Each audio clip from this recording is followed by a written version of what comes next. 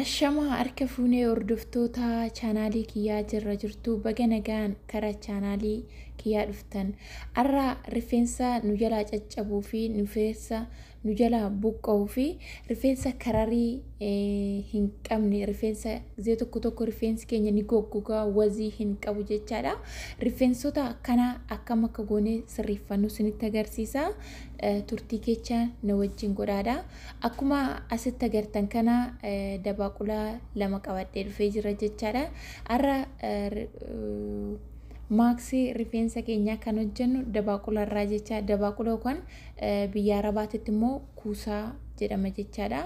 Hin beektu jedhee tanaan maaksii kanas warroonni beektan hedduun jiraachuu hin dandeessu, warroonni hin beekne garuu akka irraa barattanii rifeensa isin jalaa caccabee isin jalaa bubuqqa'uu fi rifeensa wazii hin qabne akkamitti akka rifeensa keessan bareeffattan isinitti agarsiisa.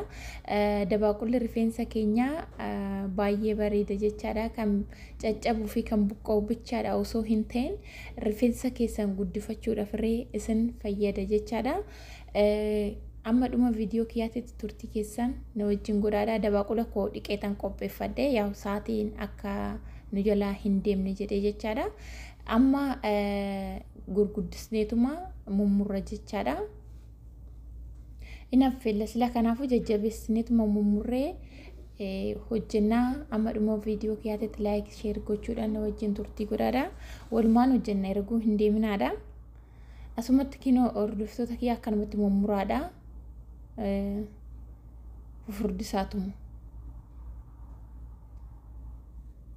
Rifeensonni keenya yaa'u biyya ormaa keessa amma jirrutti wantoota adda addaatiin maaksii garaagaraa hojjennee yoo qaqqabne malee rifeensi keenya oruu qaqqabnu oruu maaksotii garaagaraa hojjennuudha. Hin caccabuu hin buqqa'uu baay'ee tokko jechaadha. Sila kanaafuu maaksii garaagaraa fayyadamaatii rifeensa keessan sirreeffadha. Akkuma kootitti isin jedha. Nutsuu bardistiitu isin barbaachisa.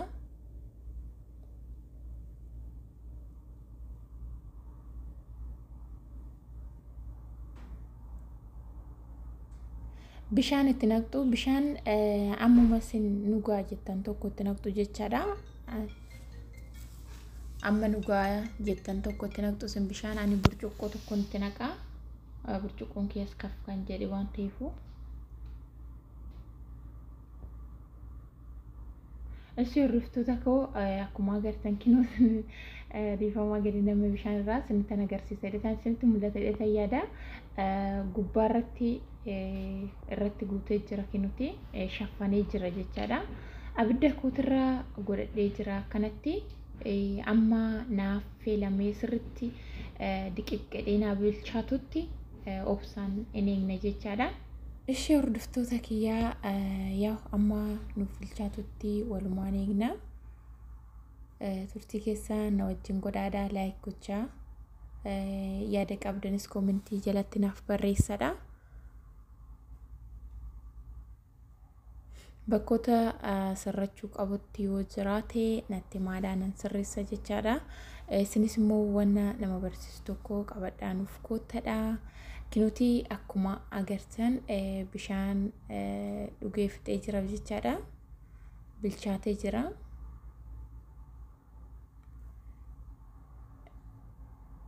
Egaa akkatti nuuf bilchaateen booda yaa'u daqiiqaa 10 akkana 5 lafa goonee akka xiqqoo nuuf qorru.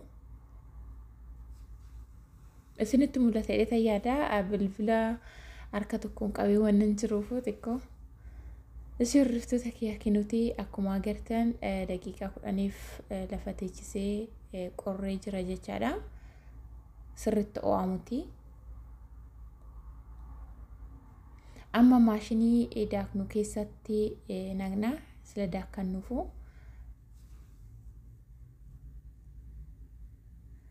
Sirriitti diqiq goonee daakuu qabna. Maaliif rifeensa keenya keessatti akka gulana yoo rifeensa keenya keessatti wantoonni isaa akka rifeensa keessatti nafne sirriitti maashiniitti naqnee sirriitti yoo diqiq goonee daakne inni akka dhadhaa wayittaa bakka baay'ee tokko rifeensa keessaniif baay'ee bareeda. Ani wanna fayyadamee argeef fayyadamaa laaladha.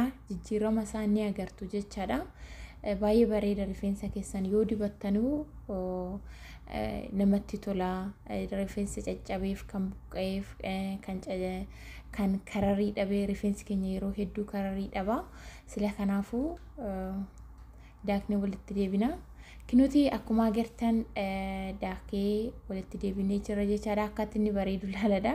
Baay'ee tokko namatti tola dhugaas sinin jedhaani yeroo hedduu fayyadamee waan argeefanii akkuma agartan daakuu boqqolloo fi wayraa zayitiin qopheeffadhee cinaa irratti jechaadha. Maankaa tokko tokkoon itti naqaa jaalalachuurraa'u wayraa zayitii maankaa tokko maankaan isaa xiqqoo kaf kan jedhe isin akka barbaadan itti naquu hin dandeessu.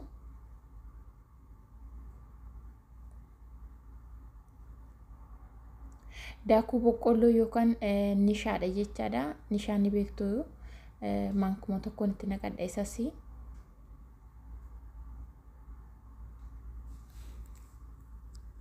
Egaa akkatti itti naqxaniin booda sirriitti waliin awwaadaa jechaadha. Waliin makaadha. Akka keessatti goggalaa hin argamne. Maaliif goggalaa yoo keessatti argame abidda irratti deebisnee waan daqiiqaa 10 abidda irra goonuufu nu jalaa sirriitti goggalaa. Sila kanaafuu sirriitti waliin awwaadaadha jechaadha.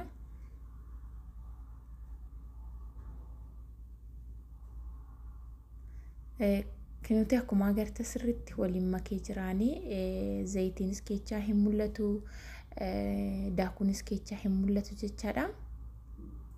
Isinitti mul'ata yaada. Egaa akkatti sirriitti waliin maktaniin booda maal gootu bardistuma duratti sin barbaachisa jechaadha. Bardisti keessanitti gadi naqxanii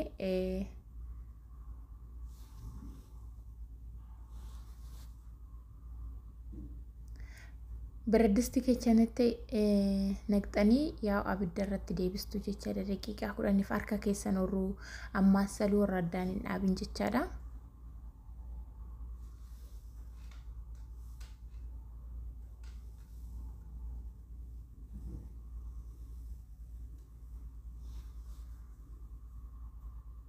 Kino hordoftoota kiyyaa akkana fakkaata. Akkana goonee abidda irratti wajjinumaan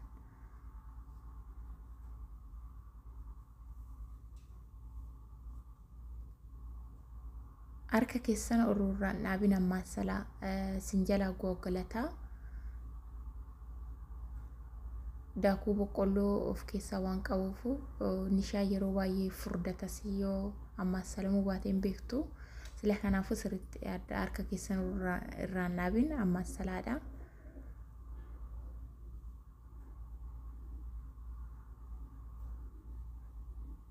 Daqiiqaan 10 fi 15 baqiidha. Ani daqiiqaa 10 itti godha yeroo baay'ee kinuti akkana fakkaata jechaadha.